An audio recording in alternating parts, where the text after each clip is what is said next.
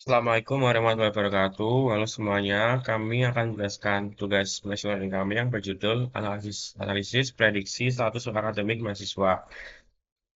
Dengan saya, Farid Zainal Adani, dan teman saya ada Rifki Gusti Nugraha dan Irving Bayu. Nah, selanjutnya latar belakang dan tujuan dari tugas ini. Yang pertama, kami menggunakan dataset dengan masalah tingginya angka dropout mahasiswa adalah masalah serius bagi institusi pendidikan. Mengidentifikasi mahasiswa yang beresiko secara dini dapat memungkinkan intervensi yang tepat waktu. Tujuannya dari dataset yang kita gunakan untuk tugas ini yaitu membangun model machine learning untuk memprediksi status akhir mahasiswa dibagi tiga kategori yaitu dropout, enroll, atau graduate dan membandingkan performa dari empat algoritma klasifikasi yang berbeda. Nah, dataset itu berjudul Student Dropout and Success. Jadi dataset ini memiliki 4.424 sampel, yaitu isinya jumlah total data mahasiswa yang dianalisis dalam dataset ini. Dan dataset ini memiliki 36 fitur. Fiturnya mencakup data demografis, sosial ekonomi, dan akademik, berupa nilai, SKS, dan lain-lain. Nah, dan sini juga memiliki tiga kelas target, yaitu status akhir mahasiswa yang akan diprediksi sebagai dropout, enroll, atau graduate. Nah, alur kerja proyek tugas ini yang pertama yaitu load data. Pengertian load data ini mengambil data dari repository UCI, terus proses keduanya pre-processing. Nah, pada tahap ini ada imputasi, scaling, atau bisa disebut numerik, dan encoding. Terus tahap selanjutnya speed data, yaitu membagi data 80% training dan 20% test stratify. Nah, pada tahap 4, train models, yaitu tahap yang melatih 4 model. Yang pertama ada KNN, GNB, DT, dan RV. Nah, pada tahap yang terakhir yaitu evaluasi, yaitu membandingkan performa model menggunakan F1 makro.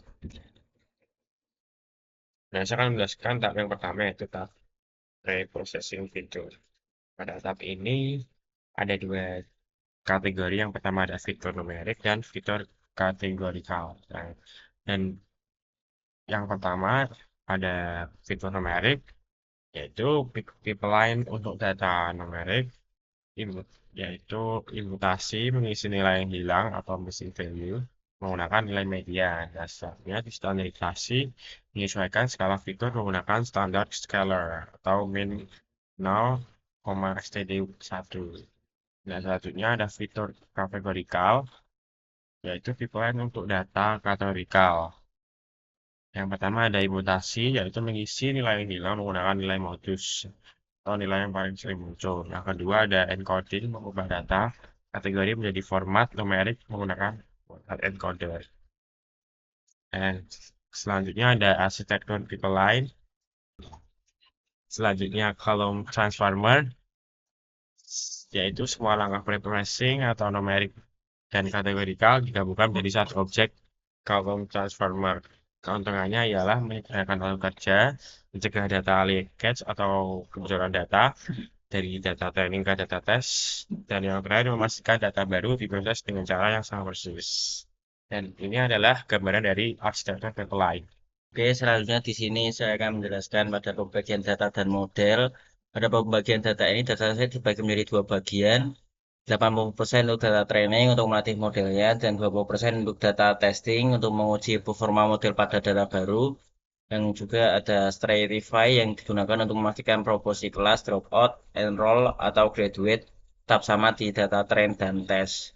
Dan juga ada algoritma yang model yang membandingkan KNN, GNB, decision tree, dan random forest. Oke, selanjutnya kita ada metrik evaluasi untuk data imbalance-nya. Yang pertama ada problem yaitu data imbalance, jumlah sampel di setiap kelas target, drop off, enroll, graduate tidak seimbang, akurasi biasa bisa menyesatkan. Event score menghitung event score untuk setiap kelas dan mengambil rata-ratanya. Metrik ini untuk memberi bobot yang sama untuk setiap kelas dan balance accuracy rata-rata dari recall sensitivitas setiap kelas. Ini adalah metrik yang adil untuk mengukur performa pada kelas minoritas. Oke, selanjutnya kita ada hasil contoh confusion matrixnya dari random forex. Membaca matriks yaitu confusion matrix yang memvisualisasikan performa model secara detail. Dan diagonal utama prediksi yang benar misal memprediksi graduate sebagai graduate, di luar diagonal kesalahan klasifikasi misalnya memprediksi dropout sebagai enroll. Model yang baik akan memiliki angka tertinggi di sepanjang diagonal utamanya. Seperti itu. Oke, selanjutnya ada perbandingan performa model. Yang paling tinggi ada di Random Forest dan diikuti oleh Decision Tree, KNN, selanjutnya oleh GNB. Dan Random Forest itu mencapai F-Vanus makro tertinggi yang menunjukkan performa terbaik secara keseluruhan dari tiga kelas tersebut. Selanjutnya, di bagian kesimpulan dari metrik FBA makro, jadi model terbaiknya itu jatuh di random forest. Nah, berdasarkan metrik FBA makro, dalam kurung 0,88 dan balanced akurasi, random forest ini terbukti menjadi model yang paling kuat dan seimbang untuk kasus ini. Nah, model ini itu memiliki potensi yang sangat besar untuk digunakan oleh institusi pendidikan guna mengidentifikasi mahasiswa yang beresiko dropout dan memberikan dukungan yang diperlukan. Nah, selanjutnya saya akan menjelaskan di bagian output dari program yang kita buat. Yang pertama, itu kita membuat dataset terlebih dahulu, dan di situ kita mencoba mendownloadnya dari dataset dari di sini.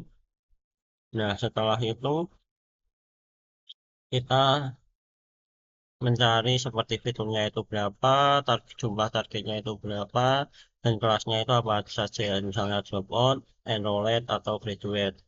Nah, selanjutnya kita mencoba memakai metrik FYI makro, yaitu berdasarkan 4 algoritma yang kita coba, yaitu ada KNN, Gaussian NP, Decision Tree, dan Random Forest. Nah, di sini itu data yang kita training di bagian KNN, dan yang kedua ini di bagian Gaussian NB, dan selanjutnya itu di Session Tree dan Random Forest.